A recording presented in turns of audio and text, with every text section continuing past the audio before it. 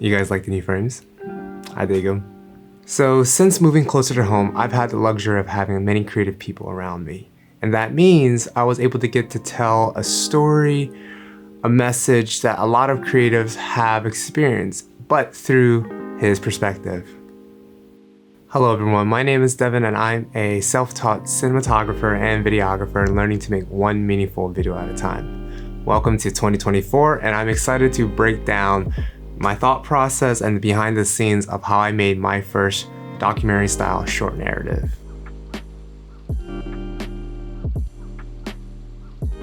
So the concept was pretty straightforward because it's a statement that I feel like a lot of people who are in the creative art, the digital art medium experience, and that is creativity gets killed by self-doubt. And through that inspired me to bring about this story where Ethan specifically got a chance to tell how he tackled that. So I was very fortunate to have his perspective and his narrative to show you guys. But really, it also served as a reminder for him that whether he does something or he doesn't, he's still going to be creative at the end of the day.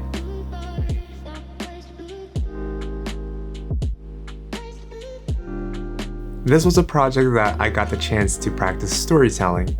And in every great story, there needs to be a character and then a goal that this character is trying to achieve. Now, for this one, the biggest inspiration was Ethan's ability to produce beautiful photos. But there are times where he doesn't produce beautiful photos, and how does he get over that? So because of that dilemma, we see now our character trying to figure out how he gets out of it, and that's through these creative projects where he works with others. Now, by no means is that a perfect formula. I'm still learning and I'm open to all constructive feedback. But I think because of this documentary style narrative, I think it works a little bit better and have a little bit more flexibility to tell it that way. When it comes to documentary style narratives, you really cannot plan every single thing out or script something in very meticulous detail for your talent to read out because it's their story. And in a narrative, in a documentary, that means going to your friend, my friend in this case, and recording their interview first. That sets up a lot of what you're gonna need to film and add into your plan and schedule so that way you know where you wanna go film the additional visuals. Once I got the story planned out, I knew exactly what I wanted to film, where I wanted to go, and what I needed to accomplish. And then ultimately after that, it came down to three things. What gear was I gonna bring? How was I gonna get there? And when was it gonna be scheduled? And then how did I adapt?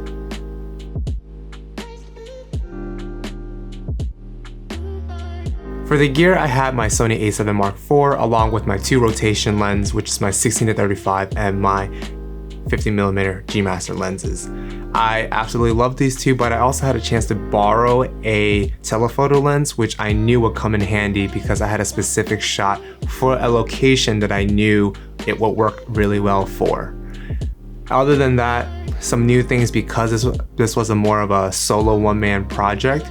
I knew that along with my other typical gear, my monitor, my shotgun mic, which is all I have at the moment, I knew I needed to bring lights, foam boards, C-stands to kind of help set up the interview with the talent and kind of block off light and add to it. I also had a couple of reflectors, CTL, CTV gels to kind of use as needed. And I think it ultimately was well worth it because I ended up using all of that at his house.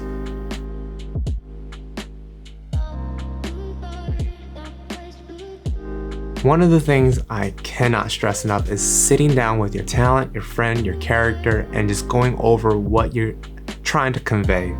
And that can be a simple phone call, that can be a Zoom, Skype, Teams, whatever it is, in-person coffee shop meeting, but it needs to get done.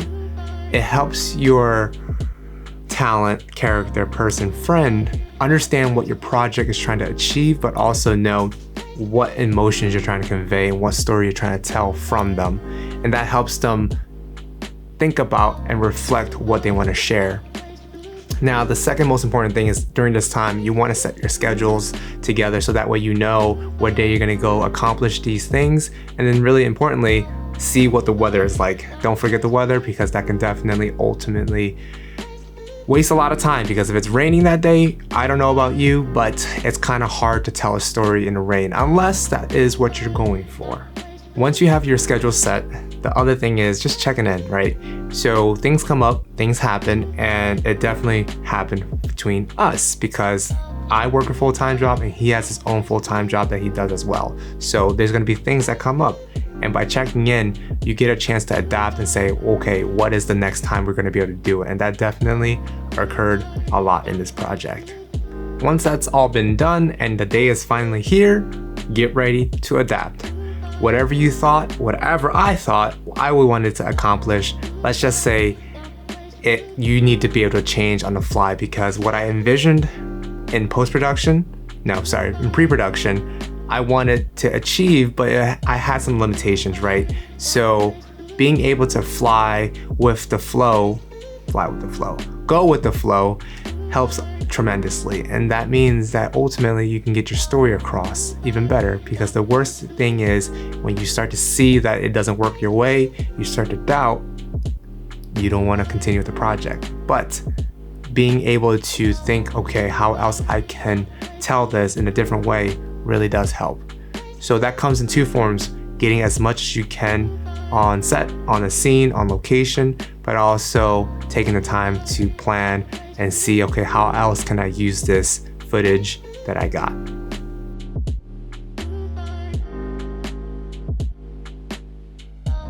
One great example, actually, thinking back about it, is I had this idea where I wanted Ethan to be in one position. It conveyed that his day just zoomed by him, right? And he didn't accomplish anything. And it was nighttime and he would just fall to bed and that's it.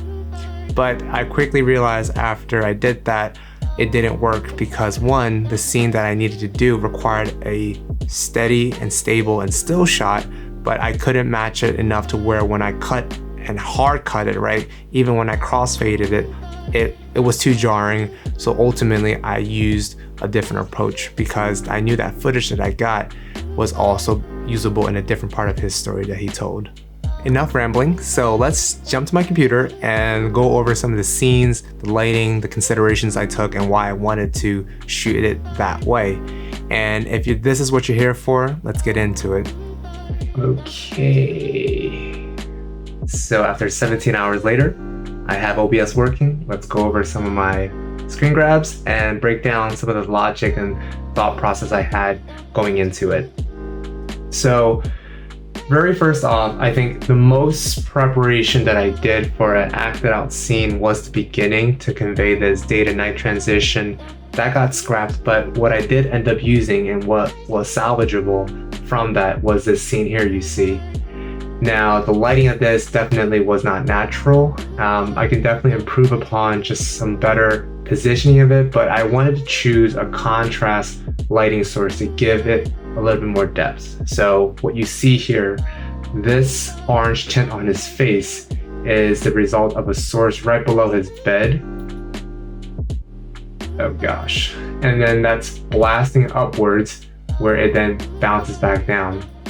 His room was relatively white, so it worked out really well. I had a light fixture, nothing fancy, given to me by Ethan, and I just attached a CTL gel on it to give it that color.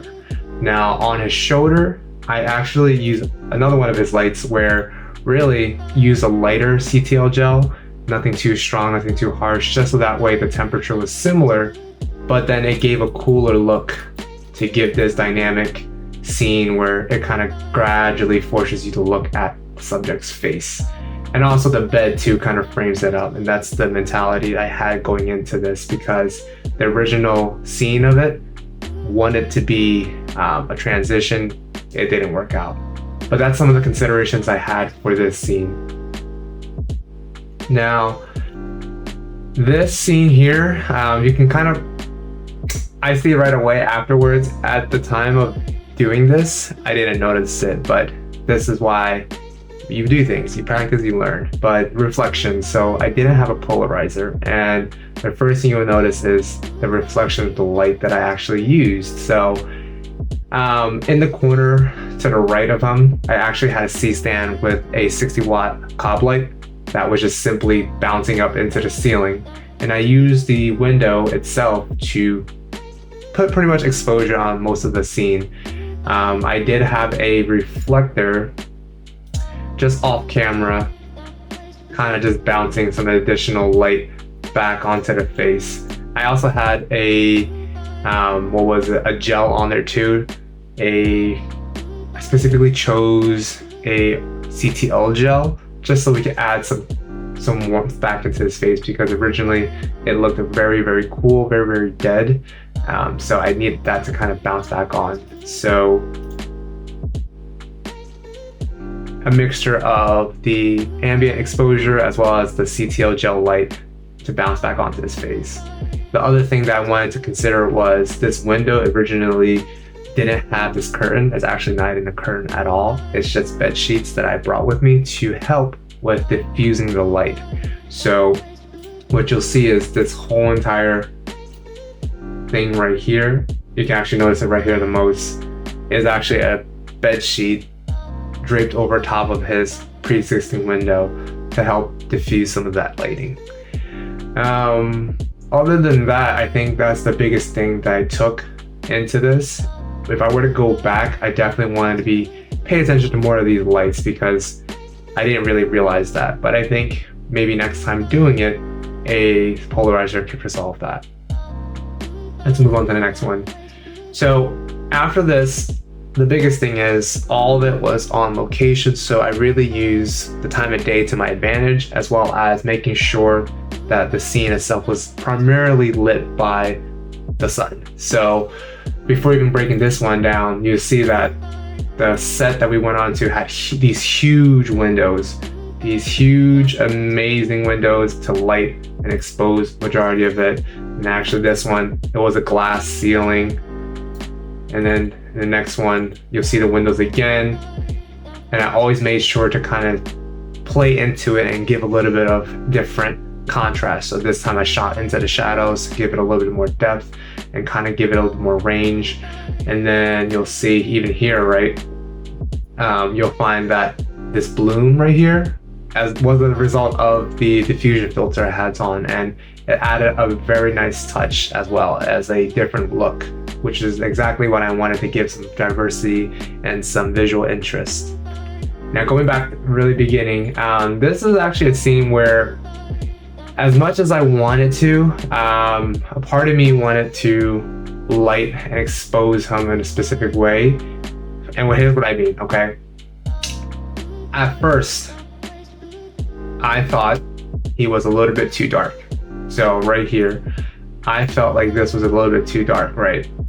And without even thinking, I ultimately just brought it up in post. So I did a mask around here and kind of helped with the exposure of this, because other than that, these two scenes, the sky and then his outfit, were really contrasting. So I just did it in post, which goes to show that there are a lot of bit of tricks that you can do to help the scene get to where you want it to. So if you have the crew to help control every single light source, that's amazing, right? You'd rather do it outside of post versus doing it in post. But hey, I had a little bit of leeway to help bring this exposure up as well. Really, other than that, these next few scenes, really, the biggest consideration was making sure to have adequate ambient light. And that's about it, really. So this project, I really focused on just story and lighting itself, with the first two scenes really using the most planning and strategic lighting for it. It's definitely a weird thing I need to get used to, because I'm so used to a setting where I've always just filmed, right, B-roll of cities and lighting's always taken care of for me. But now that I'm going into this narrative-based things, I will need to control and shape my light more. So it was definitely a fun and very tough learning curve, but I definitely enjoyed the challenge. And that's about it. So I'm really happy you guys stuck around, and I hope you guys had some entertainment in watching that and took something away from it. By no means am I a perfectionist not a perfectionist. By no means am I a professional, right? Or am I an expert in this? But I am trying to learn more in this journey to tell a story. So stick around for more because I have many more planned coming in the works. I'm excited to see where this takes me. So other than that, I'll catch you guys in the next video, and I'm gonna go figure out how to make my audio sound better in OBS because I apologize for you guys listening to that. Peace.